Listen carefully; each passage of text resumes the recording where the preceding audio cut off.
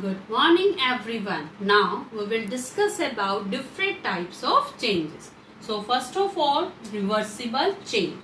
A chain which can be reversed. Yes, a chain which can be reversed or in which chain we can get our original substance again.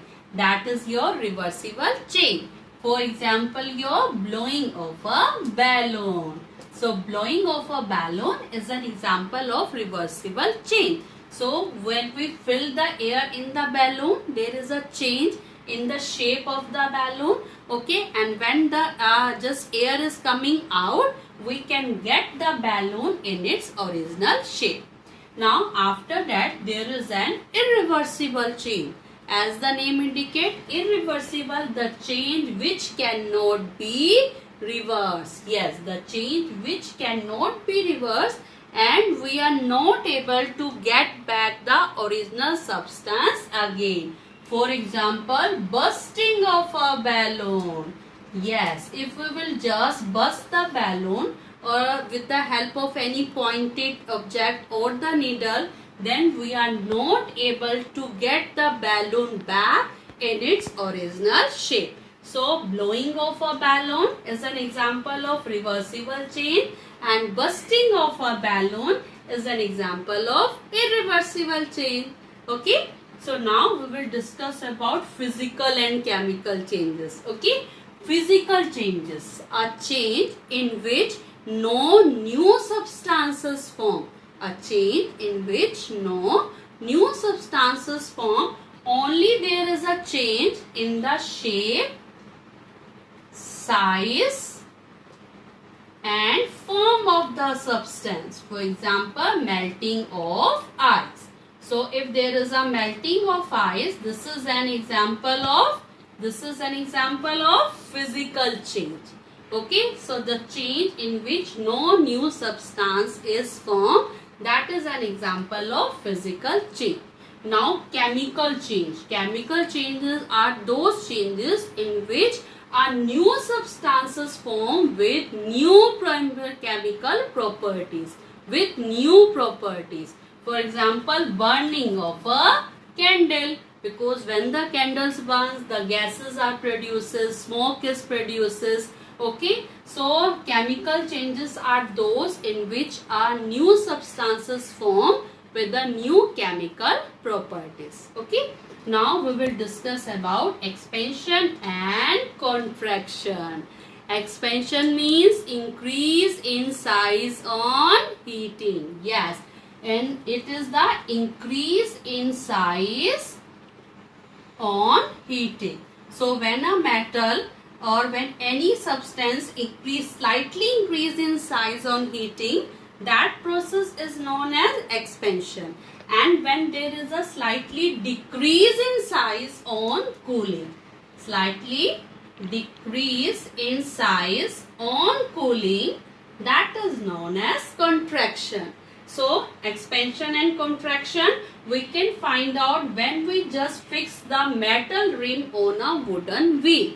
So this metal wheel will expand in size, slightly expand in size on heating, and the same metal rim can be slightly decrease in size on cooling. So pure substances, those substances which have uniform composition throughout their whole sample, and those substances which can't be separated, their components cannot be separated through any physical method or mechanical method like filtration or sieving, like this. So these type of substances are known as the pure substances which have uniform composition. Okay, and impure substances are those which have non-uniform composition. Means different components of these substances can be easily separated. So there are pure substances or impure substances based on their components or based on their composition, uniform and non-uniform.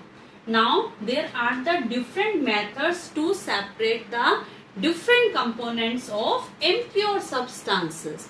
So out of these, first is your hand picking. So hand picking, as the name indicates, when the impurities, when the non-useful particles are separated by a hand. Yes, when the impurities are removed by the hand, this process is known as hand picking. For example, the separation of stones, and you can say stones are there, sand particles are there from the grains like your rice and your wheat. So separating stones from rice, separating husk or the sand particles from the wheat, these are an example of hand picking. Now threshing. Threshing means when the seeds are separated from its stalks.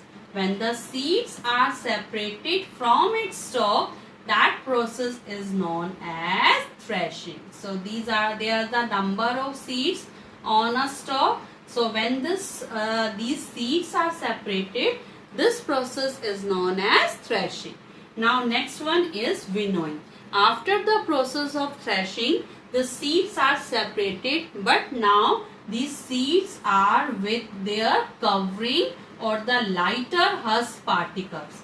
So winnowing is a method to separate heavier seed particles from the lighter husk particles. So the process of separation of heavier particles from the lighter particles is known as winnowing. So through the process of winnowing, we can easily separate the wheat or the rice grains from their husks. Now next one is the sieving. Sieving is the process to separate different components of a mixture with the help of a sieve. Yes, to separate the different component of a mixture, different components of a mixture with the help of a sieve. So what is a sieve? A sieve is a shallow vessel. A sieve is a shallow vessel with holes on its bottom, and through these holes the fine particles are removed passing from that, and the bigger particles will remain on the sieve.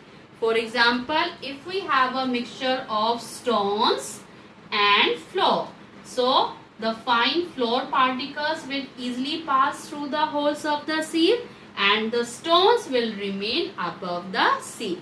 So these are the different methods to separate the different components of impure substances. A solution.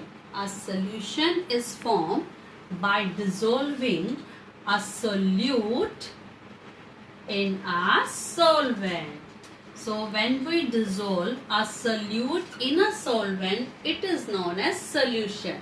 For example, your sugar and water. So sugar is known as solute and the water is solvent. So solvent plus solute equal to solution. Okay. So like your sugar and water, salt and water, these are the examples of solution. Now saturated solution. Saturated solutions are those in which no more solute can be added. So in which no more solute can be added, or you can say when the solute starts settling down. So that solution is known as the saturated solution. So solution means a combination, a mixture of solute and solvent, and those solution in which no more solute can be added, these are known as saturated solution. Now we will discuss about evaporation and condensation. Evaporation means when the water changes into water vapor. Yes, on heating. On heating, the water changes into water vapor. So this process is known as evaporation. Okay, and the reverse of it. The reverse of it, when the water vapor changes into water droplets on cooling. When the water vapor changes into water droplets on cooling, then this process is known as condensation. So when the water changes into water vapor, that is known as the evaporation, and when on cooling, when the water vapor changes into water droplets again, then this process is known as condensation.